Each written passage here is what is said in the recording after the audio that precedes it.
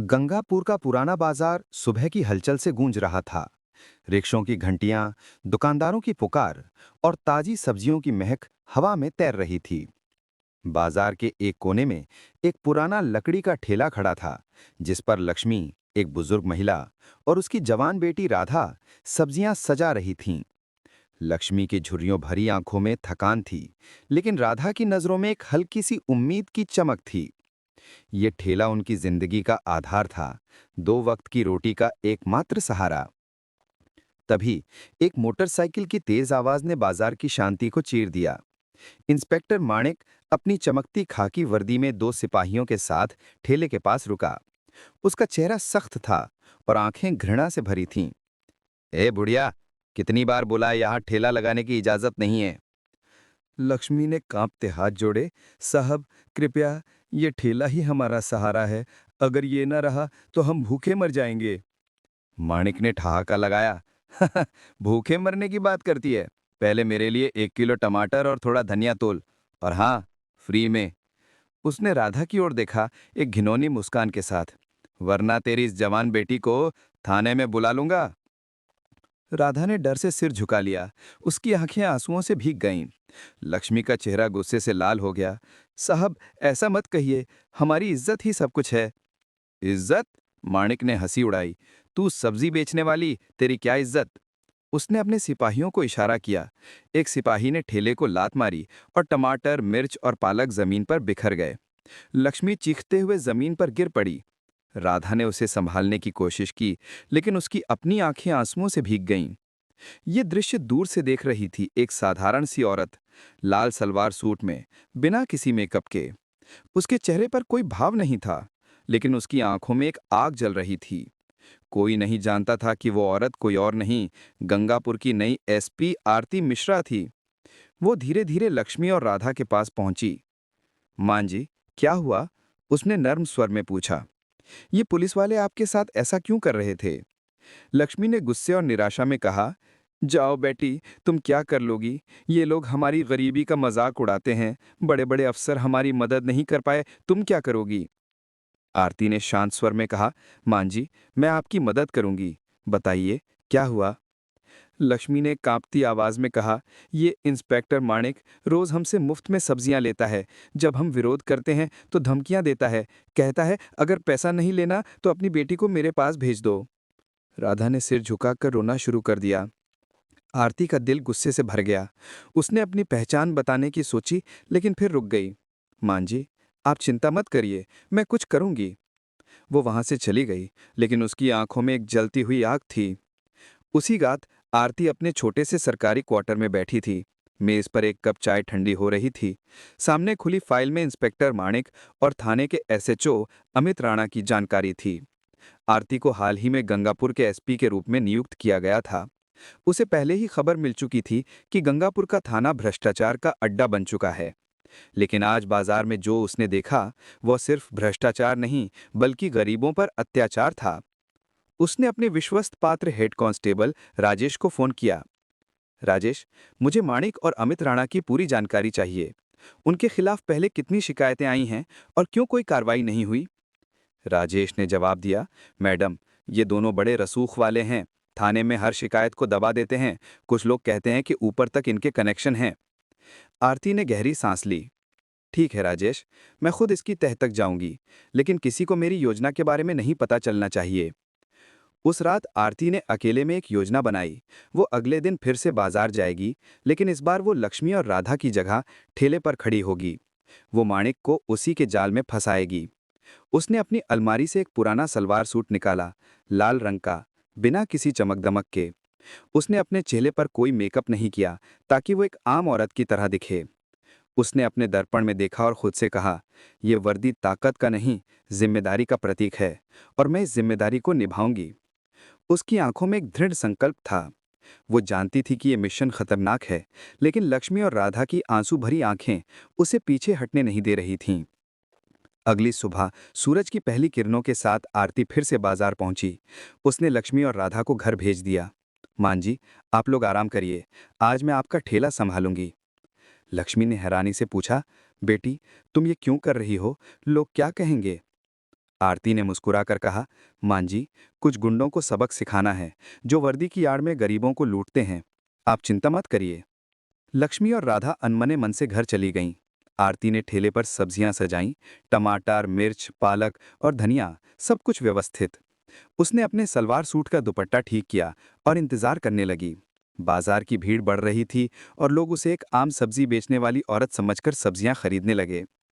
कुछ ही देर में माणिक की मोटरसाइकिल की तेज आवाज फिर से गूंजी।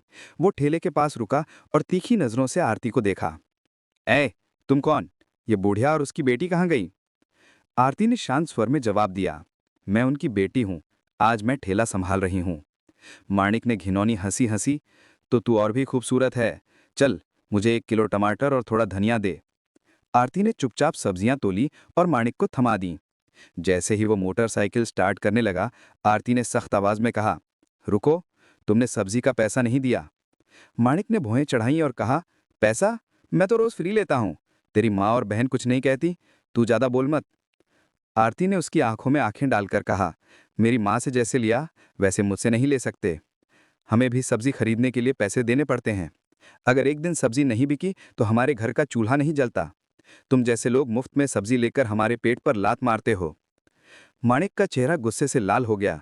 उसने मोटरसाइकिल से उतरकर आरती के करीब आते हुए कहा, अगर तू चाहती है कि मैं पैसे दूं, तो एक रात मेरे साथ बिता।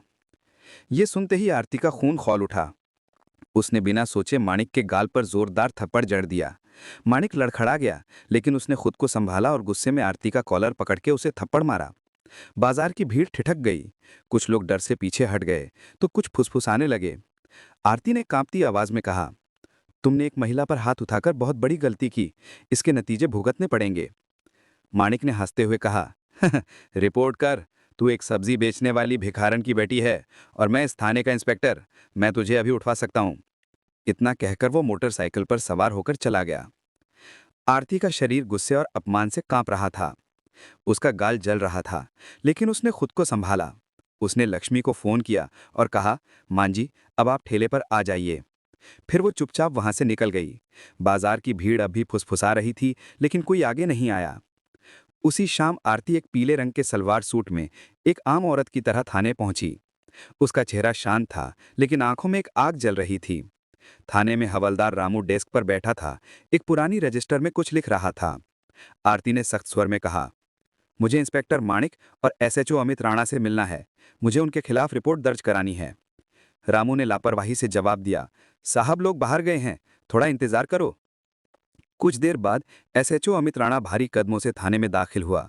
उसकी खाकी वर्दी चमक रही थी और चेहरे पर एक अहंकार भरी मुस्कान थी। उसकी नजर पीले सलवार सूट वाली औरत पर पड़ी। उसने तंज कसते हुए कहा, क्या बात है मैडम, रिपोर्ट लिखवाने आई हो? पहले खर्चा लाओ। यहाँ 10-15 हजार के बिना कुछ नहीं होता। आरती ने गंभीर स्वर में कहा, रिपोर्ट लिखने की कोई फीस नहीं होती। आप रिश्वत क्यों मांग रहे हैं? अमित ने हंसते हुए कहा, यहाँ सब अपनी मर्जी से पैसे देते हैं, नहीं देना तो रिपोर्ट नहीं बनेगी। आरती ने गहरी सांस ली और कहा, ठीक है, ये लो 10 रुपए। अब मेरी रिपोर्ट लिखो। अमित ने पैसे ले लिया और हंसते हुए पूछा, किसके खिलाफ? आरती ने जवाब दिया, इंस्पेक्टर माणिक के खिलाफ। उन्होंने एक सब्जी बेचने वाली औरत के साथ बदतमीजी की। रोज मुफ्त में सब्जियां लेते हैं और जब मैंने विरोध किया तो मुझ पर हाथ उठाया। मैं सख्त कार्रवाई चाहती हूं। अमित का चेहरा मुरझा गया। उसने घबराते हुए कहा, माणिक हमारे सीनियर इंस्पेक्टर हैं और वैसे भी अगर कोई मुफ्त में देता है तो क्या बुरा। आरती सब समझ चुकी थी। ये थाना भ्रष्टाचार का गढ़ था। वो चुपचाप वहां से निकल गई, लेकिन उसकी आंखों में अब एक जलती हुई आग थी।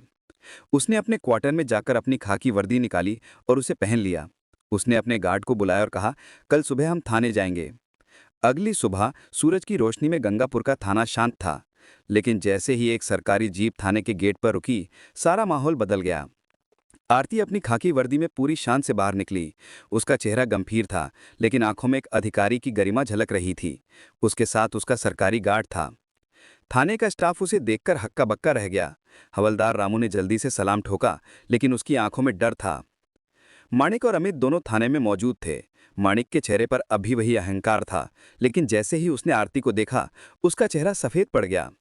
माणिक ने कांपती आवाज में पूछा, आप कौन हैं? ये वर्दी क्यों? आरती ने अपना पहचान पत्र निकाला और उनके सामने रख दिया। मैं एसपी आरती मिश्रा, इस जिले की डीएम। अब मुझे सब पता है कि तुम लोग गरीबों को कैसे लूटते हो, उनकी इज्जत पर कैसे हमला करते हो।